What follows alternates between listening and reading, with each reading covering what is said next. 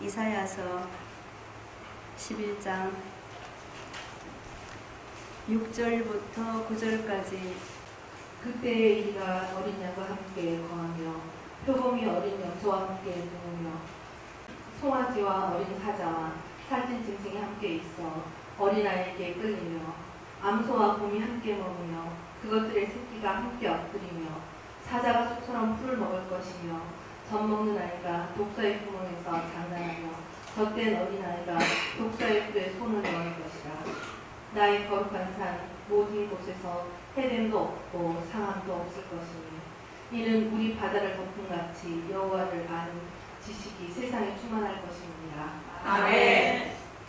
오늘 본문 말씀은 이사야서를 읽었지만 계시록 21장 1절입니다. 계시록 21장 1절에 내가 또 새하늘과 새 땅을 보니 처음 하늘과 처음 땅은 없어졌고 바다도 다시 있지 않더라. 그 말씀을 가지고 지금 오늘 말씀을 나누려고 합니다. 아멘. 본문에 보면 물이 바다를 덮는다는 말씀이 나옵니다. 물이 바다를 덮을 수가 있겠습니까?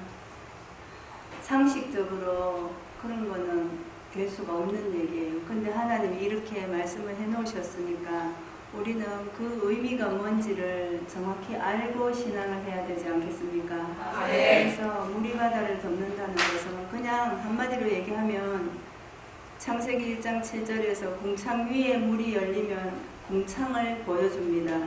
그 궁창은 타락된 장소이기 때문에 거기를 궁창 위에 물로 덮는다는 것입니다. 그래서 우리는 말씀을 이제는 들으면 다 깨어지게 되어 있어요. 다 깨어지게 되어 있고 한 말씀 한 말씀이 땅에 떨어지지 않는다는 것을 1.1획도 버릴 것이 없다는 것을 우리 스스로가 증명하고 증거하고 있지 않습니까? 그래서 말씀 깊이 새기시고 아멘으로 하답하시기를 바랍니다. 계시록 21장에는 처음 하늘 처음 땅이 없어질 때 바다도 다시 있지 않다 그랬고 22장의 1절에서 5절까지는 생명수 강을 보여주시고 하나님의 보좌와 어린 양의 보좌가 그곳에 있고 생명나무 실과도 달마다 열매를 맺힌다 했죠. 그리고 만국도 그 잎사귀들이 소성시킨다 했죠. 거기는 저주도 없고 그 어린 양의 보좌와 함께 그 종들이 그와 함께 선다 그랬죠. 그죠? 그 얼굴도 보게 된다고 했습니다. 66권 중에 계시라고 책의 이름을 기록해 놓은데 그 책이 요한계시록밖에 없지 않습니까? 다른 책들은 구약에는 묵시의 책이라 그랬어요. 그리고 우리 지금도 요한 묵시록이라고 기록하는 사람도 있습니다. 그런데 하나님이 예수님에게 주셔가지고 책을 예수님이 사도 요한을 통해서 보여주신 것이 계시 아닙니까? 그럼 2000년 전에 육체로 반모라는 섬의 유배지에서 기록할 때는 사도 요한이 육체로 있었을 때 아니에요. 그때 기록할 때는 사도 요한이 계시받은 걸 기록했습니다. 환상으로. 그러나 지금은 어느 날이 돼서 하나님의 때가 되면은 이 말씀이 반드시 진짜 책이 열려가지고 그때 계시받은 것처럼 이 땅에 실상으로 나타나는 것이 히브리서 11장의 믿음은 보지 못한 것들의 실상이고 바라는 것들의 증거라 하지 않았습니까? 그러면 그 실상이 나타나고 증거가 나타나야 되는데 지금까지 우리는 그렇게 성부들은 읽어가는데 뭐가 실상이고 뭐가 바라는 것들의 증거였는지 말을 온전히 못 들어봤다. 그러면 아직까지 그분에게는 묵시로 그냥 있는 것입니다. 그래서 묵시로 있으니까 소경이 되고 기머거리가 되는 것입니다. 계시가 되면 반드시 이 말씀이 귀에 들리고 그리고 눈에 보이게 되어 있습니다.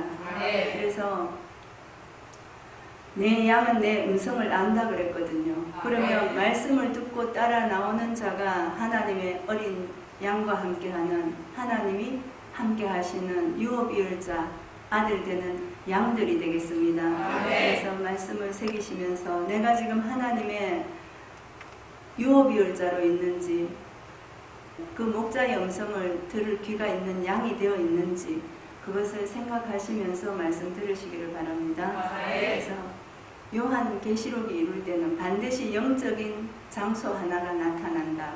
영적인 장소가 나타나는데 그 영적으로 보지 않으면은 그 손길은 영적으로 보니까 소돔, 애굽, 골고다라 했는데 그러면 소돔은 어떤 장소고 애굽은 어떤 장소고 골고다는 어떤 장소인지를 우리가 다 알고 있지 않습니까? 아멘. 그럼 영적으로 보면 그곳이 그런 장소라면 지금 우리가 영적으로 신앙하는 데 아니에요? 아멘. 하나님도 예수님도 성령이라 하셨고 그리고 우리에게 오시는 많은 부활의 영들이 전부 영 아닙니까? 아멘. 그러면 그 영이 둥둥 떠다녀서 물의 기름처럼 뜨는 것인지 아니면은 이 책에 기록된 예언의 말씀대로 열려서 오시는지 알아야 될 거 아니에요? 아멘. 근데 그거 지금 다 알고 있습니까? 알려고도 하지 않고 알려고 하면 그걸 왜 알아야 되는지를 오히려 반문을 받는 그런 시대에 우리는 신앙을 하고 있다. 그러면 하나님도 말씀으로 기록하셨고 예수 그리스도도 진리는 참된 말씀이라 하셨죠. 아멘. 그러면 참된 말씀을 모르면은 하나님도 예수님도 알지 말라는 뜻이에요. 그저 내가 주는 대로 먹어, 내가 주는 대로 믿고 살아, 내가 주는 대로 천국을 바라보고 있어. 그래가지고 아버지가 원하시는 구원과 아버지가 원하시는 천국을 보여줄 수 있겠습니까? 그러나 이 말씀은 언젠가는 유대인들이 그렇게 자기들의 그 선민의식이 철저하고 투철했던 그들에게도 예수님은 그때 나타났습니다. 십자가 지시로 나타났다고. 안 나타나는 게 아니에요. 그러면 마지막 때가 되면 예수 그리스도가 뭐예요? 기름 발린 자죠. 기름 부음 받은 말씀을 가진 자는 반드시 나타나게 되어 있습니다. 그것이 하나님의 계획이고 하나님의 섭리고 하나님의 지금까지 하나님이 성경을 기록한 목적이 이루시는 것입니다. 그래서 성도들이 그것이 뭐냐, 목자들이 그것이 잘못됐다. 그 말 때문에 하나님이 그 일을 이루지 않으실 분이 아니라는 것을 여러분들 아셔야 됩니다. 그래서 사도 바울은 내가 천국에 들어가지 못하는 것이 가장 불쌍한 사람 된다 했죠. 다른 사람들은 구원의 자라도록 이끌어주고 내가 못 들어가면 가장 불쌍한 자를 하지 않았습니까? 그러면 우리가 지금 그런 신앙하고 있는 거 아닌가 생각하셔야 됩니다. 그래서 햇빛이 필요 없고 달빛이 햇빛 같고 그런 말씀 안에 내가 살아 있어야 된다는 거죠. 그래서 오늘은 이 생명수 강의의 말씀이 어떤 거고 이 강물로 바다를 덮는다는 것이 어떤 건지를 성구를 찾아가면서 말씀을 드리겠습니다. 에스겔서 28장 2절을 한번 읽어주세요.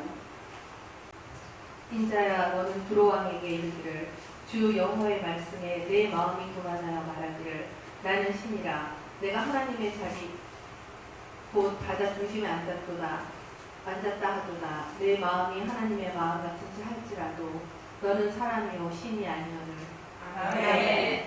우리가 에스겔 선지자의 기록을 보면서 생각하는 게 뭐냐면 에스겔 시대에 두로왕에게 이 말씀을 주셨다고 생각합니다. 그러면 우리랑은 상관이 없습니다. 그러나 에스겔서 28장을 읽어보면 완전한 인이 있고 하강석 사이를 다니는 완전한 인이 하나 나타납니다. 마지막 때가 돼야 완전한 인이 섰는데 그 완전한 인에게 지금 타락된 것을 보여주기 위해서 하나님은 두로왕을 빗대어서 바다 중심에 하나님의 자리를 앉았다고 합니다. 바다 중심에 하나님의 자리를 앉은 곳이 계시록 17장에 가면은 많은 무리의 음녀가 앉아 있다고 합니다. 그리고 그 음녀는 큰 성이라고 했습니다. 그런데 우리가 그 큰 성을 보니까 계시록 11장 8절 읽어주세요. 저희 시체가 큰 성길에 있으리니 그 성은 영적으로 하면 소돔이라고도 하고 애굽이라고도 하오니 곧 저희 주께서 십자가에 못 박히신 곳입니다. 요한계시록을 열어놓고 이 시대에 우리가 신앙을 하는데 영적으로 보라고 그 큰 성길은 영적으로 하면 소돔 애굽 십자가 지신 곳이다 그랬습니다. 그 십자가 지신 곳이 골고다 아닙니까? 그러면 해골의 골짜기 그리고 애굽은 요셉이 먼저 들어가고 그 이후에 70인의 가족들이 들어가가지고 종살이 했던 곳 아닙니까? 그리고 소돔은 어떤 곳입니까? 유황과 불을 비같이 내려서 그곳이 멸망받은 심판의 장소 아닙니까? 그러면 그곳이 영적으로 하면 소돔이고 애굽이고 십자가 지신 곳이다 하면 그곳에는 빛이 있을 수 없고 심판의 자리고 종살이하는 자리다. 무덤이라는 것이죠. 아멘. 이 시대 영적인 무덤을 우리가 볼 수 있어야 이 큰 성길을 온전히 내가 깨달을 수 있다. 그 큰 성을 깨닫지 않고는 성령의 시대 말하지 마십시오. 그 큰 성을 온전히 깨달은 사람들이 영적인 사람들이고 그리고 성부, 성자, 성령을 이야기할 수 있는 사람들입니다. 아무렇게나 그냥 하나님 안 보인다고 성령의 사람, 성령 얘기하지 마시라는 겁니다. 하나님은 반드시 아들 예수를 통해 가지고 영적으로 보라고 이야기를 합니다. 그리고 영적으로 내어준 것도 있죠. 청량하지 말라는 것도 있고 청량하라는 것도 있죠. 계시록 11장 1절과 2절이 보면 갈라지는 것 아닙니까? 그런데 그런 거 전혀 안 가르쳐주고 영적인 것을 얘기하는 목자들은 뭐를 가지고 영적인 걸 보여주시는지 제가 다시 묻고 싶습니다. 우리 신앙 이제는 바르게 합시다. 정직하게 하시기를 바랍니다. 잘 박힌 못이돼서 신비의 말씀이 새겨져서 그 말씀이 나를 이끌고 가야지 내가 말씀을 이끌고 다니지 마시기를 바랍니다. 하나님의 때가 되면 누군가를 통해서 반드시 누구든지 그랬죠. 누구든지 하나님의 때가 되면 정직하고 심령을 지킨 자, 그래서 나는 중심을 보는 하나님이라 했죠. 나는 중심을 보는 여호와라 했습니다. 그럼 그 중심이 하나님 앞에 닿아 있는 사람이 아버지 앞에 유업이을자로 아이들아 했을 때 그 불리워지는 사람들입니다. 그래서 우리가 마지막 때가 되면 반드시 열려야 되는 이 말씀, 내가 새기고 내가 신비에 새기지 아니하면 절대로 하나님의 나라를 유업으로 받을 수 없다. 신앙 실컷하고 내 시대의 하늘의 모든 보화가 만약에 재림의 주를 만나는 시대가 되었다면 그거 만나지 못하면 목자가 잘못한 것입니까? 성도가 잘못한 것입니까? 목자가 이끌지 못해서 그런 거 아니에요. 길이요 진리요 생명이라 했는데 그 길을 보여주지 못하니까 진리를 만나지 못하는 것이고 진리를 만나지 못하니까 생명이 없는 것입니다. 그런데 우리는 지금 그 길에 들어왔다는 것이죠. 그러면 내가 세마포를 입고 이 말씀과 함께 내가 어떤 말씀을 선포해도 이 말씀이 나를 이끌고 간다는 것을 하나님 앞에 보여드리시기를 바랍니다. 하박국 2장 14절에도 읽지는 않겠습니다. 물이 바다를 덮는 일이 있죠. 근데 여호와를 아는 영광이라 했습니다. 그러면 우리가 아까 이사야 선지자도 말씀으로 바다를 덮는다 했습니다. 물이 바다를 덮는데 여호와를 아는 지식의 말씀으로 덮는 거예요. 그러면 여호와를 아는 지식은 그냥 가만히 있으면 알아집니까? 모든 것이 묵시고 경고를 받은 선지자들이 그 시대마다 와가지고 너희는 이렇게 신앙해라 하나님을 찾으라고 했지만 그것을 하지 않았기 때문에 하나님께서 시대마다 선지자 보내고 그리고 그 시대의 사람들은 그 선지자를 죽이고 지금까지 그렇게 하지 않았습니까? 그래서 복음서에서는 종들을 보냈는데 다 죽였다 했죠. 아들을 보냈는데 또 상속자라고 또 죽인다 했죠. 그러면 우리도 그 말씀 그대로 이루는 장소에서 봐야 될 거 아니에요. 마지막 때 말씀이 나타나면 사람 보지 마시기를 바랍니다. 말씀이 열려서 나타나면 반드시 미혹이다 이단이다 하고 죽이는 일이 있습니다. 그러나 하나님은 핍박받는 자가 복이 있다 그랬고 하나님과 이 세상에 하나님의 아들들이 될 유업이을 자들과 합평케 해주는 자를 내 아들이라 칭하여 준다 했습니다. 아버지와 합평되시기를 바랍니다. 예수 그리스도와 합평하시기를 바랍니다. 그래서 유업이을 말씀을 받으시기를 바랍니다.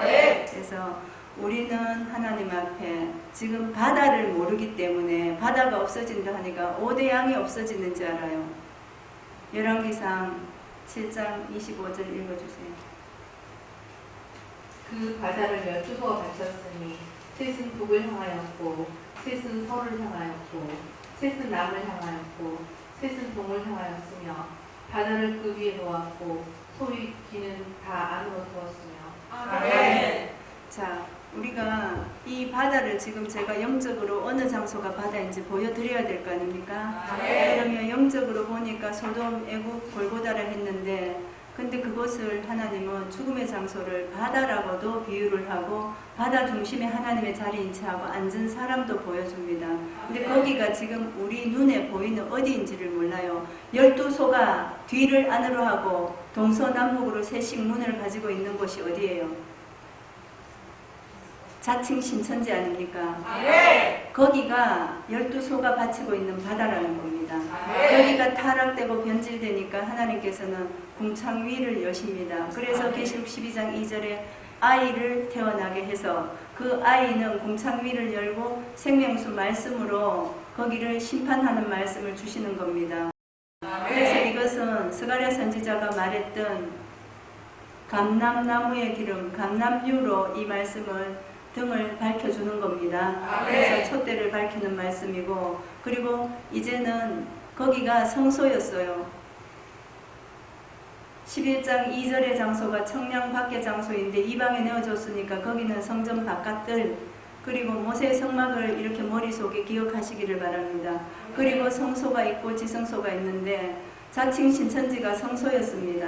그래서 12지파를 만들죠. 12지파를 만드는데 거기가 타락되고 변질되니까 궁창 위에 물을 만들어서 12지파를 심판하게 하십니다. 그것이 마태 19장 28절에 베드로가 묻지 않습니까? 선생님, 언제 이런 일이 있겠냐고. 우리가 전토를 벌이고 다 주를 따랐는데 무엇으로 보상해 줄래? 무엇으로 갚아 줄래? 물으니까 뭐라 합니까? 세상이 새롭게 되었을 때 내가 아버지를 이기고 보좌에 앉은 것처럼 너희 12도 보좌에 앉아서 12지파 심판한다 했죠. 그래서 제가 묻잖아요. 신천지 12지파는 어디를 심판하셨는지, 어느 12지파를 심판하셨는지 답을 하셔야 된다고.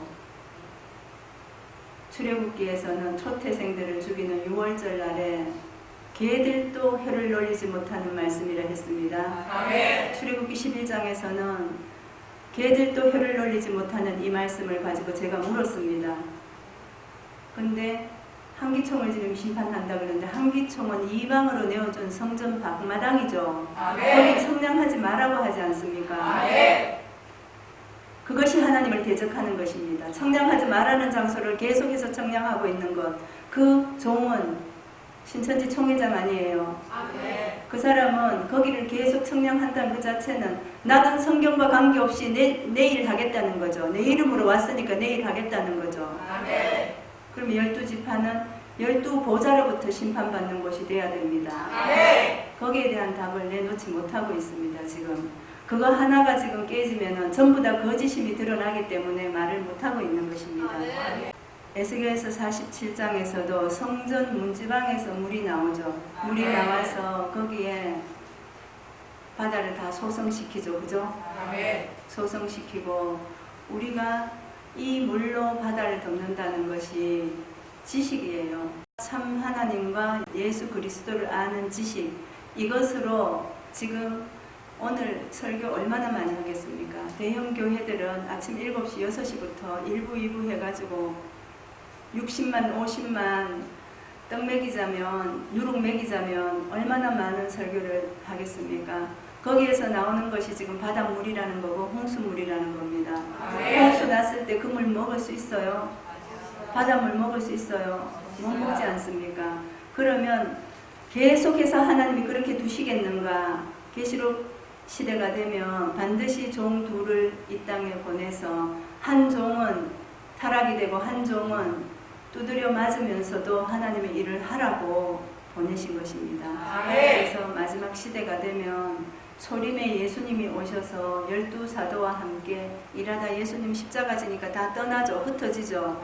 흩어져 가지고 예수님 부활하시니까 알아보지도 못하고 또 찾아오지 않습니까? 한번 생각을 해보세요. 상식적으로.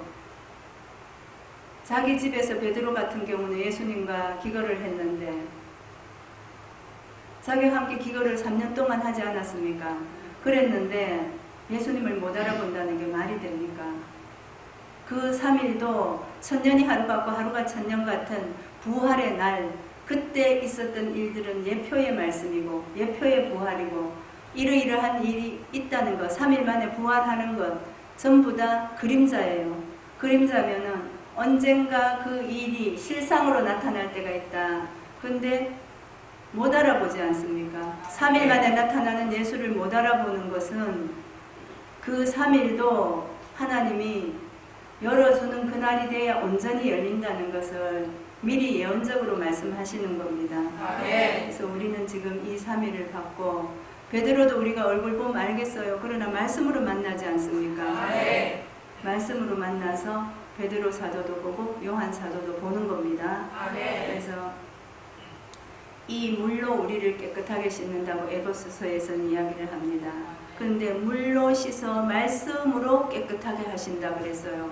그러면 이 말씀이 아니고서는 씻을 방법이 없고 말씀이 아니고서는 죄를 사할 방법이 없다는 겁니다.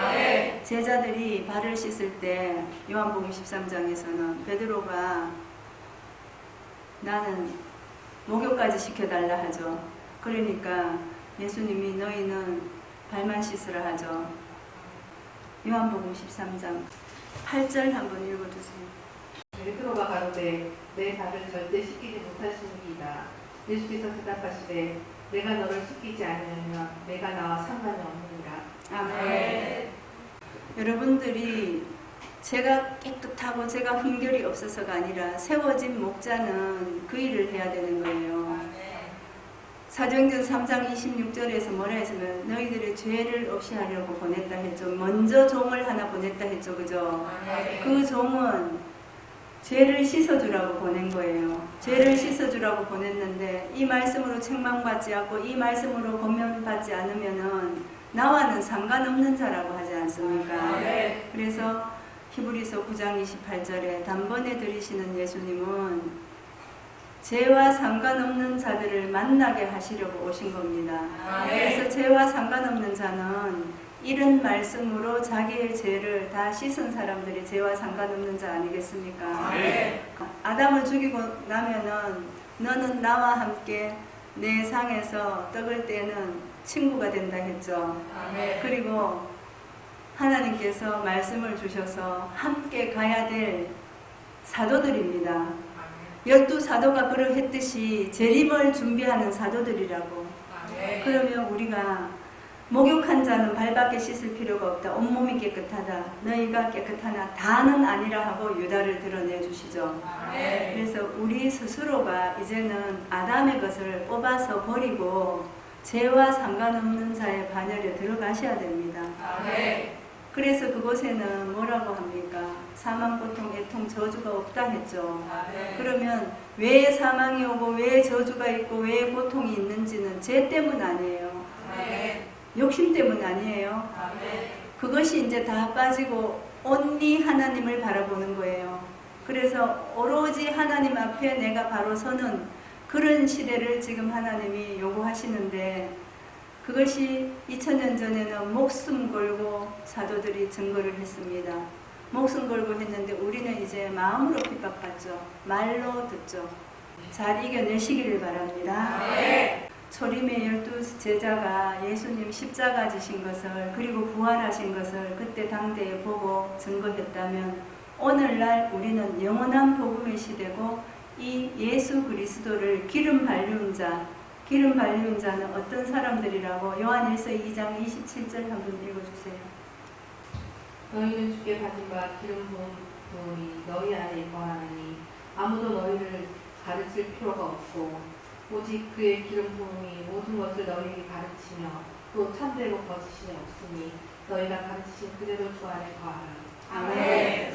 기름 부음이 되면은 가르칠 것이 없고 판단받을 것도 없고 그리고 오직 주 안에 거하며 우리가 기름 부은 자 이러면은 사울 왕이 사무엘 선지자를 통해가 기름 발리웠죠. 그리고 다윗이 또 왕으로 예선될 때 그 뿔에 기름을 취해서 또 그에게 기름 부었죠. 그죠? 그러면 왕을 세울 때 기름을 부어주는데 계시록 때는 우리가 왕 같은 제사장이라 했습니다. 구약에는 제사장의 가문이 따로 있고 나라를 치리하는 왕이 따로 있었습니다. 그래서 선지자를 보내서 그 왕에게 먼저 깨닫게 해주셔서 하나님이 그 나라를 치국할 때 어떻게 하라고 열어주셨죠. 그런데 지금 오늘날은 왕 같은 제사장이면 나라도 치리하고, 그리고 제사장은 뭐예요? 말씀을 선포해서 이 제단을 이끌고 가는 사람입니다. 그러면 그 사람은 기름 발리운 자가 돼야 이 말씀을 온전히 성도들에게 가르쳐 줄 거 아니에요.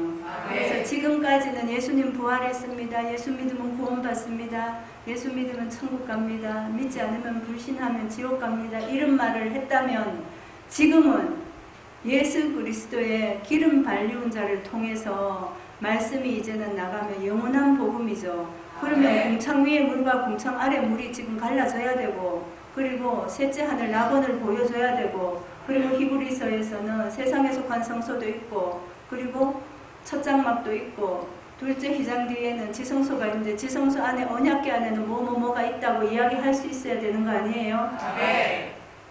그리고 그렇게 진리의 말씀으로 익은 사람들이 천신하는 천열매가 되는 거 아닙니까?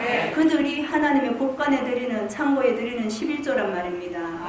이런 말들을 해줘야 되는 거예요. 이것이 골로새서 2장에 하나님의 비밀은 그리스도라 했는데, 예수 그리스도 강림 때 이 말을 하는 건데, 예수님 강림 아직 안 하셨죠. 오르락 내리락 하면서 말씀을 선포할 수 있도록 먼저는 종들을 모아놔야 그 종들이 나가서 말씀을 선포할 거 아닙니까? 그것이 되고 나면 주 예수여 오시옵소서 하는 겁니다. 근데 그런 거 전혀 안 하고 교회 어떤 이벤트와 기도원 생활 뭐 이런 걸로 전부 다 마지막 때를 지금 장식하는데, 그렇지 않습니다. 예수님은 아버지의 뜻을 이루러 오셨고, 아직까지 초림에 오셔서 재림 약속을 남기시고 갔기 때문에 아버지의 뜻을 온전히 이루지 못했습니다. 그래서 아버지의 뜻을 완전히 이루어 드리는 것이 재림입니다. 그것을 하나님이 아들 예수에게 맡겼잖아요. 그러면 아들 예수는 그리스도 된 왕같은 제사장으로 이 땅에 우리에게 말씀으로 나타나는 겁니다. 그래서 그가 누가 됐든지 말씀이 열려서 선포되면은 참인지 아닌지 이제 확인하는 것만 남았지, 믿고 안 믿는 건 본인 마음이에요. 믿고 안 믿는 건 본인 마음인데, 말씀이 맞다 그러면은 그 말씀으로 물이 바다를 덮는 역사를, 그 진리의 말씀으로 이 홍수 같은 이 설교 시대, 하나님이 지금 개혁할 때까지 히브리서 9장에 맡겨두었다 했죠. 그러면 이 말씀으로 개혁하는 것이 물이 바다를 덮는 역사입니다. 그래서 마지막 때가 되면 바다가 없어지고 강림을 준비하는 생명수와 같은 말씀을 이제 흘려주는 종들이 나타나는 거예요. 그래서 말씀의 홍수 시대, 지금 노아의 방주와 다를 것이 있습니까? 이 시대가 홍수가 지금 나가지고 창일하고 넘치잖아요. 성도들이 먹을 물이 있습니까? 그래서 설교 말씀을 세상을 덮을 만큼 지금 많이 나오지 않습니까? 25억 정도가 지금 이 시간에 예배를 드리고 있어요. 이 성경을 펴놓고. 근데 하나님이 다 다릅니다. 교단마다 다르고 목사마다 다르고, 그렇게 해서 하나님이 어떻게 이곳에 정직한 영과 역사할 수 있다고 말씀하시겠습니까? 그러면 수가 작더라도 하나님의 나라는 수에 있지 않다 하셨죠. 하나님의 말씀으로 이루어지는 것이고 여호와의 신으로 말미암아 이루어지는 것입니다. 그래서 깨끗한 진리가